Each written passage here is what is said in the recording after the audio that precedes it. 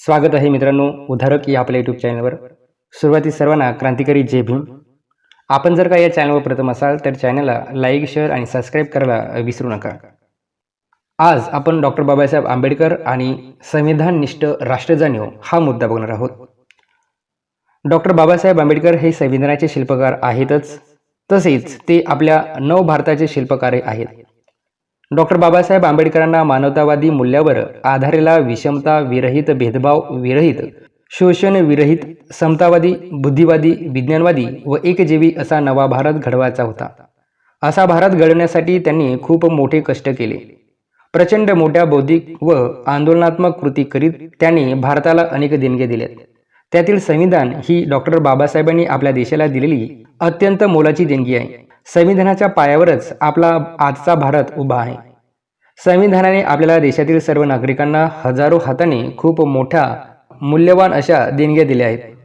संविधानाने दिलेल्या मूल्यवान देणग्यामुळेच आपल्या देशातील सामान्य ते सामान्य लोकांच्या जीवनाची सोने झाली. परंतु संविधानाने दिलेल्या या मूल्यवान देणग्याची आणि संविधानाप्रती असलेल्या आपल्या कर्तव्याची भारतीय नागरिकांना सुस्पष्ट अशी जाणीव आहे का? संविधाननिष्ठ राष्ट्र जाणीव म्हणजे काय ते समजून घेण्यासाठी आपण आधी संविधान म्हणजे काय ते समजून घेऊ. संविधान म्हणजे देशाची राष्ट्र जाणीव राज्यघटना. आपण असा विचार करतो की राज्यघटना फक्त देशाचा राज्यकारभार कसा चालवावा याबद्दलचे नियम सांगते. त्या पलीकडे जाऊन आपल्या राष्ट्रघटना कधी समजूनच घेत नाहीत. आपल्या संविधानामध्ये राज्यकारभार चालवण्याच्या नियमाशिवाय इतर अनेक मोलाच्या गोष्टी आहेत. संविधान या शब्दाचा अर्थ व्यवस्था असा आहे. निसर्गाने जशी सृष्टीतील सर्व गोष्टींची चोख व्यवस्था लावून ठेवलेली आहे, तशी माणसाला देखील आपल्या समाज जीवनाची चोख व्यवस्था लावावी लागते. कुठेही काही विस्कळीत, अव्यवस्थित, बेशिस्त पद्धतीने राहिले तर त्याचा माणसाला त्रास होतो. आपण आपले घर देखील विस्कळीत अवस्थेत ठेवत नाही.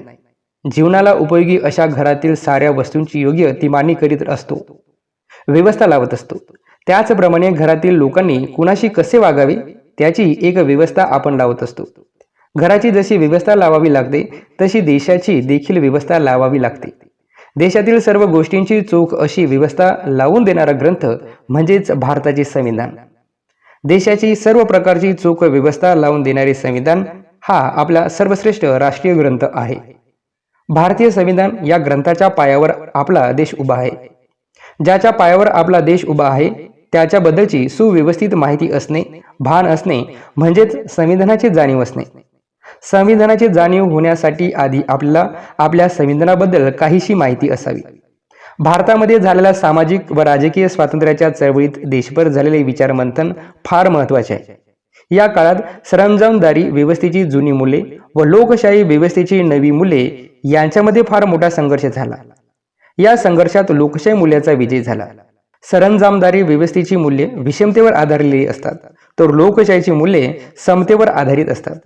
समजदार व्यवस्था माणसामाणसात भेदभाव करते. लोकशाही व्यवस्था माणसामाणसात भेदभाव करीत नाही. सरंजामदारी व्यवस्था जन्मताच काही माणसे श्रेष्ठ असतात तर काही माणसे एकनिष्ठ असतात असे मानते. या व्यवस्थेला धर्माने प्रतिष्ठा दिलेल्या वर्ण जाती व्यवस्थेचा आधार असतो. भारतीय संविधानाच्या पायावर उभी असलेली लोकशाही व्यवस्था विशिष्ट ठिकाणाच्या जन्मावरून माणसाला श्रेष्ठ किंवा कनिष्ठ ठरवित नाही, तर माणसाच्या गुणवत्तेवरून त्याला श्रेष्ठ किंवा कनिष्ठ ठरवते. स्वातंत्र्य लढ्याच्या काळात झालेल्या वैचारिक संघर्षातून जन्माधारित श्रेष्ठ कनिष्ठता, जातीय भेदभाव, स्त्री पुरुषामधील भेदभाव, अंधश्रद्धा, सतीप्रथा, स्वामीनिष्ठा, दैववाद, नशीबवाद, अंधभक्ती इत्यादी गोष्टी मागे पडू लागल्या आणि स्वातंत्र्य, समता, न्याय, बंधुता, बुद्धिवाद, विज्ञानवाद ही मूल्य समोर आली.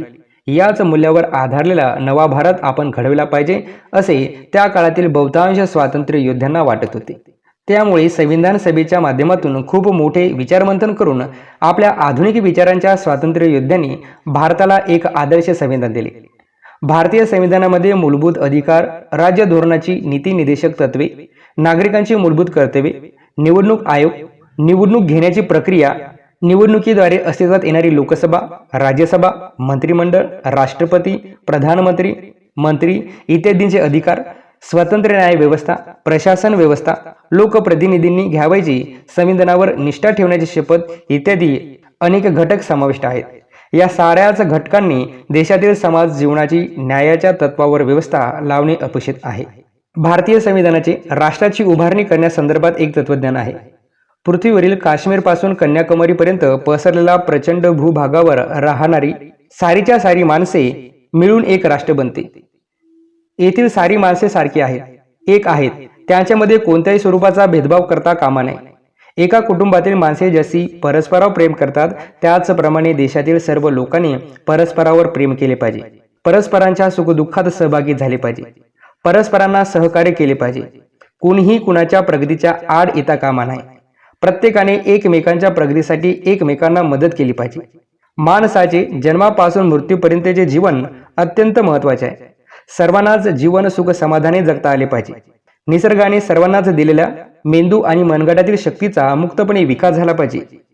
वर्ण जाती व्यवस्थेच्या नावाने अथवा लिंगभेदाचे कारण सांगून इतिहास काळात ज्यांना आपल्या मेंदू व मनगटातील शक्ती विकसित करण्याची संधी नाकारली होती अशा मानवी समूहांना विकासासाठीची विशेष संधी दिली पाहिजे. म्हणजे त्यांच्यासाठी शिक्षणाच्या व सरकारी सेवेच्या म्हणजेच नोकऱ्यांच्या क्षेत्रात काही जागा राखून ठेवल्या पाहिजेत. कुणीही कुणाचे शोषण करता कामा नाही. कुणीही कुणाला गुलाम करता कामा नये. माणसाला जात नसते. माणूस हा फक्त माणूस असतो हे नैसर्गिक सत्य आहे. परंतु इतिहास काळात काही स्वार्थी मंडळींनी व्यवसायाची विभागणी करता करता माणसात जन्मताच काही जाती असतात ज्यांनी पूर्वजन्मी पुण्य केले त्यांना उच्च जातीत जन्म मिळतो, तर पुनर्जन्मात पाप केले त्यांना कनिष्ठ जातीत जन्म मिळतो, असे खोटे विचार सांगण्यास सुरुवात केली. भारतीय संविधानाने खरे खोटे विचार नाकारले आहेत. माणसाने माणसात कृत्रिम रीतीने निर्माण केलेल्या जाती संपल्या पाहिजेत आणि सारी माणसे एक झाली पाहिजेत. विशिष्ट ठिकाणी जन्माला आला म्हणून विशिष्ट माणसावर विशिष्ट व्यवसाय लागता कामा नये. ज्याला तो व्यवसाय धंदा करावासा वाटेल त्याला तो करू दिला पाहिजे. ज्यांच्यामध्ये ज्या क्षमता आहेत त्या मुक्तपणे विकसित होऊ दिल्या पाहिजेत. सर्वांच्या सर्व क्षमता पूर्णपणे विकसित झाल्या तर संपूर्ण देश फार मोठी प्रगती करू शकतो, अशी भूमिका आपले संविधान घेते. राज्यकर्त्यांनी देशातील नागरिकांमध्ये कोणताही भेदभाव करता कामा नये. तसाच नागरिकांनी देखील आपापसात कोणताही भेदभाव करता कामा नये.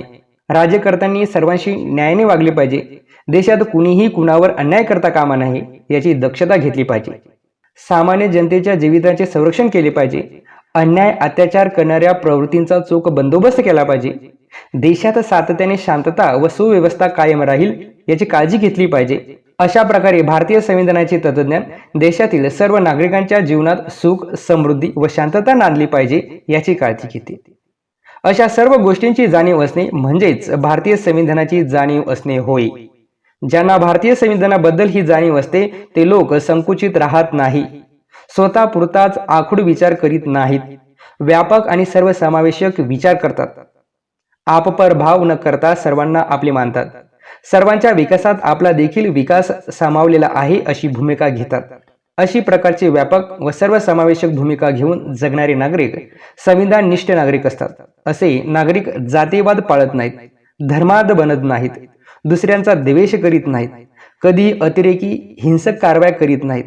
तसेच नागरिक संविधाननिष्ठ राष्ट्र जाणीव बाळगणारे नागरिक असतात.